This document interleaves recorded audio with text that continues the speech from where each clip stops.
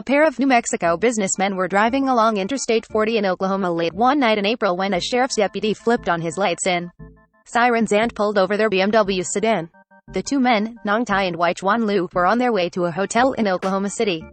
They planned to catch some sleep before heading out in the morning to close on a 10-acre plot of farmland they'd agreed to buy for $100,000. But now, at about 2 a.m. on April 19, a Canadian county sheriff's deputy was peering into their car. "We didn't understand why he pulled us over," said Tai, 51, a Vietnamese immigrant and father of two from Albuquerque. "I was driving under the speed." They had no way of knowing at the time, but Tai and Lu were about to begin an hours-long ordeal that would leave them stripped of all their cash and searching for answers. Their experience highlights the controversial law enforcement practice known as civil asset forfeiture, in which police can confiscate a person's cash or other property even without bringing criminal charges. The deputy asked the two men for their licenses, where they were going and whether they were carrying any money. According to Tai, they had a large amount of cash in the vehicle, more than $100,000, which Tai says they brought to pay for the property.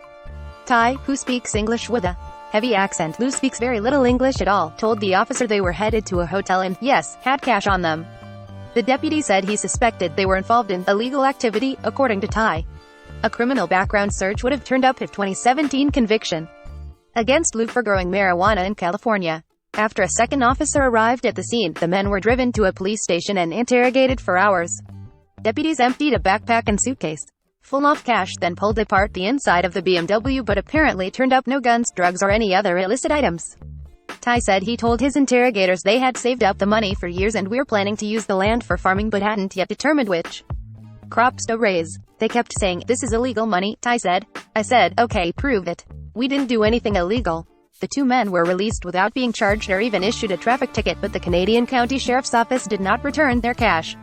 Court papers filed by District Attorney Michael Fields say the money was seized because it was intended to be used to violate drug laws or resulted from illegal drug transactions. The men are now fighting to get it back.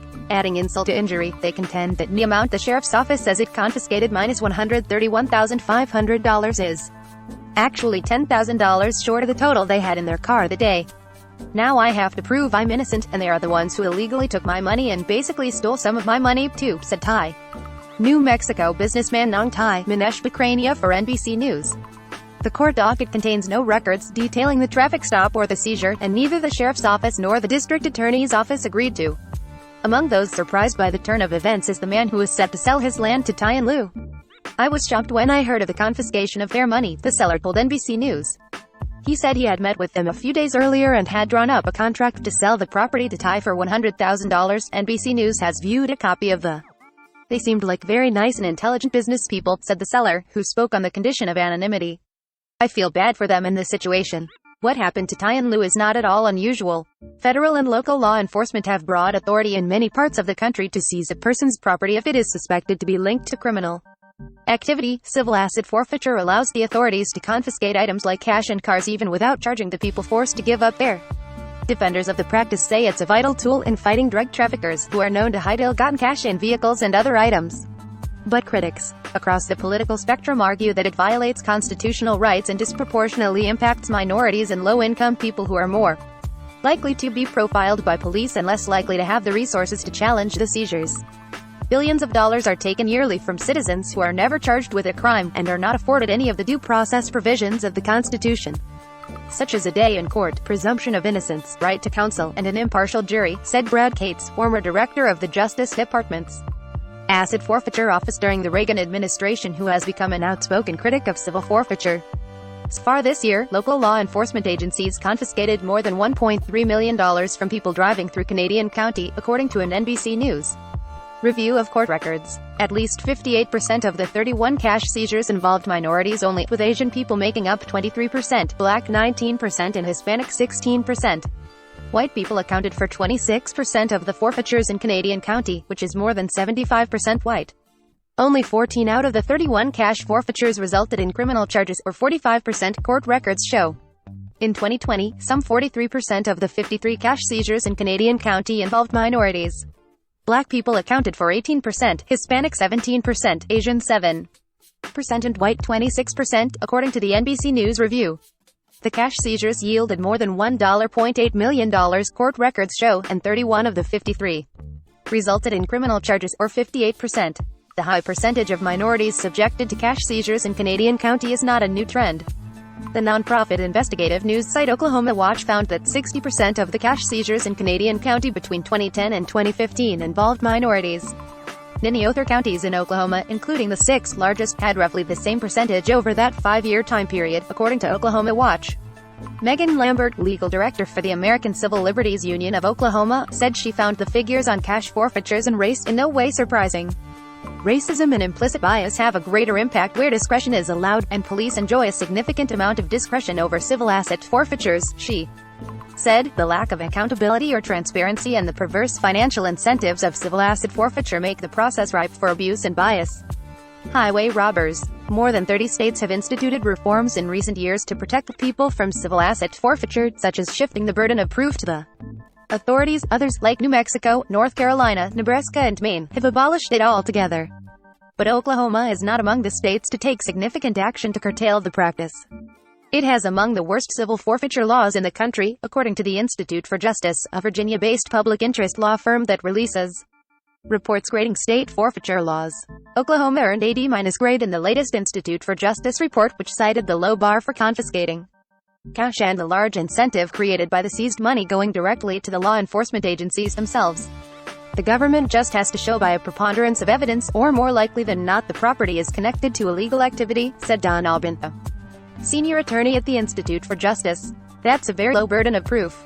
It effectively places the burden on the property owner to prove their own. Canadian County straddles Interstate 40, a major drug trafficking corridor that runs from California to the North Carolina coast. The county sheriff's office and the Oklahoma Highway Patrol devote substantial resources to combating it. But civil liberties lawyers and local defense attorneys argue that law enforcement uses the focus on drug interdiction as cover for stopping and searching vehicles on flimsy pretenses.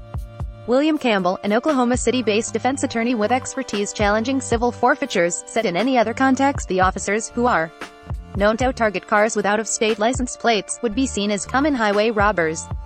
It doesn't matter whether you're innocent or anything else, said Campbell. They're going to do whatever they're going to do, generally in the dark, on the side of the road in the middle of nowhere, where you as the citizen are completely at their mercy. District attorneys fund their offices with this money, he added. When the DA is making $500,000 or more off of these stops, how can they be an honest broker on whether these stops are good? They have no incentive to stop this. Canadian County Sheriff Chris West declined to comment on the use of civil forfeiture or the case of Lou and Ty, a well-known figure in Oklahoma. West faced controversy earlier this year when it emerged that he attended the January 6th rally in Washington protesting former President Trump's election loss. He said a walk to the Capitol but did not enter the building or participate in mob violence. Calls to District Attorney Michael Field's office were referred to the prosecutor handling the case, Mitchell Thrower, who did not respond to a request for comment. At a 2015 hearing for a doomed bill to reform civil forfeiture laws in Oklahoma, Fields voiced his opposition to legislation that would, among other things, prohibit forfeiture without a conviction. Asset forfeiture is the only tool at our disposal that allows us to take drugs off the streets and profits out of the hands of those who only seek more drugs, more money and more lives to destroy, Fields said. 4 decades of savings. Ty said he was 16 when he arrived in the U.S. on a boat from Vietnam in 1986. After graduating high school in Albuquerque, he attended community college and then worked at Intel for 16 years as a technical engineer and data analyst. He went on to open and run a restaurant, the Asian Grill, until 2019. Ty says he saved a chunk of money over the years and largely eschewed banks. In my culture, we use cash, he said.